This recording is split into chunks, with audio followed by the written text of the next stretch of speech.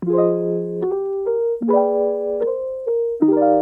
guys, kembali lagi bersama saya Dr. Royman Simanjuntak, spesialis bedah torak, kardiak, dan vaskuler pada Royman BTKV Channel.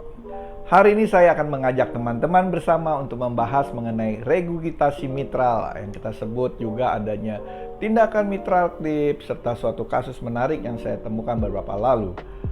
Jadi katup mitral merupakan salah satu katup aorta yang bertugas untuk membatasi dan mengalirkan darah dari atrium kiri menuju ventrikel kiri.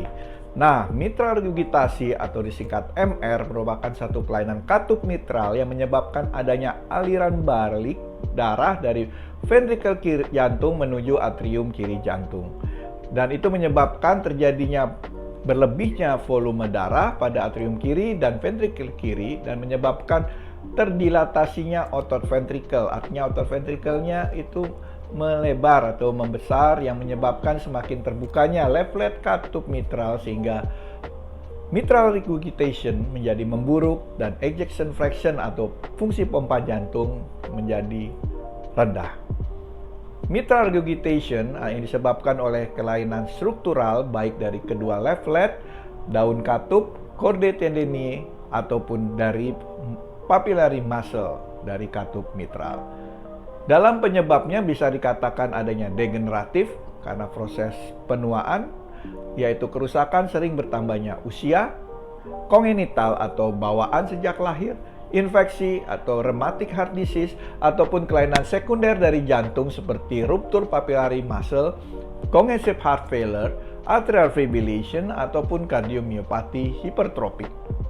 MR sendiri memiliki suatu klasifikasi berdasarkan Carpentier Classification yang membagi menjadi 3 tipe, di mana tipe 1 merupakan MR dengan motion leaflet normal, tipe 2 adalah MR dengan motion yang berlebihan, tipe 3 adalah MR dengan motion yang terrestriksi.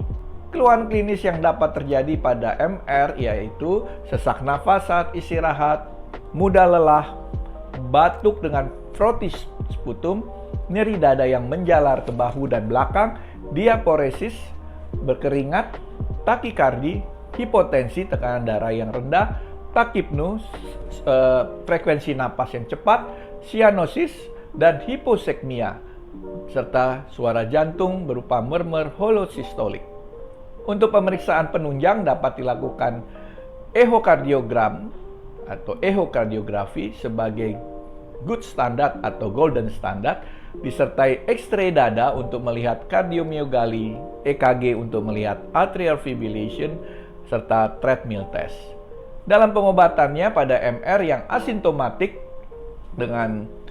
bisa diberikan medikamentosa, obat-obatan berupa ACE inhibitor ataupun ARB, angiotensin receptor blocker. Namun pada MR yang sudah simptomatik, yang sudah derajat berat, harus dilakukan pembedahan berupa mitral valve repair atau replacement, penggantian katup yang memiliki mortality dan morbiditas yang lebih rendah.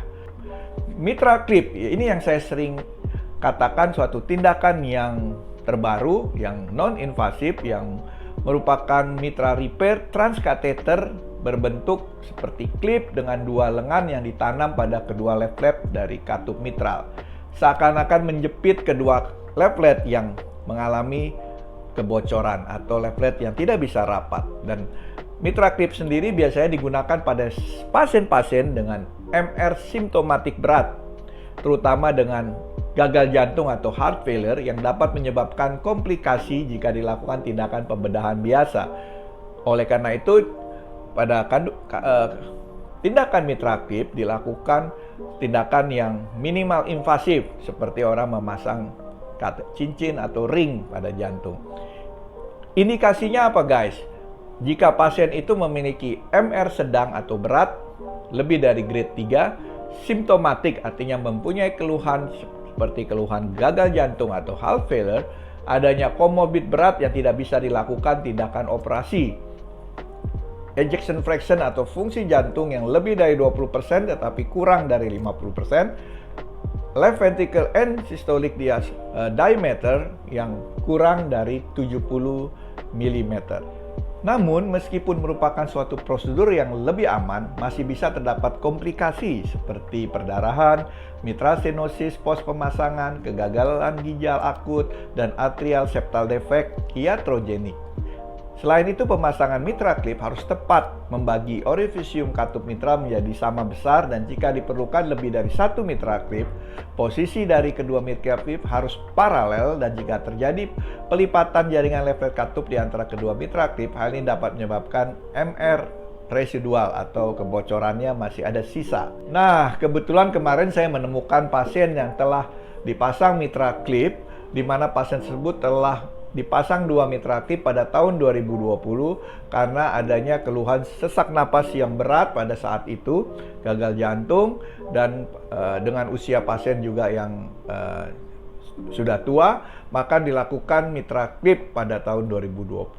Nah, belakangan ini pasien kembali mengalami keluhan sesak napas bahkan saat istirahat. Kemudian didiagnosa kembali dengan mitral valve prolapse, mitral valve regurgitation berat, severe, dengan adanya heart failure serta atrial fibrillation.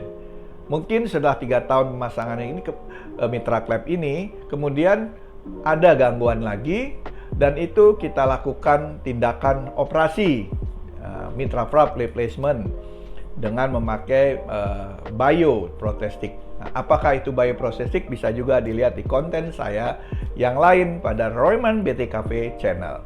Untuk informasi mengenai apa itu mitral valve replacement, di video saya yang lain itu juga saya jelaskan indikasi operasi katup dan juga pemilihan daripada katup.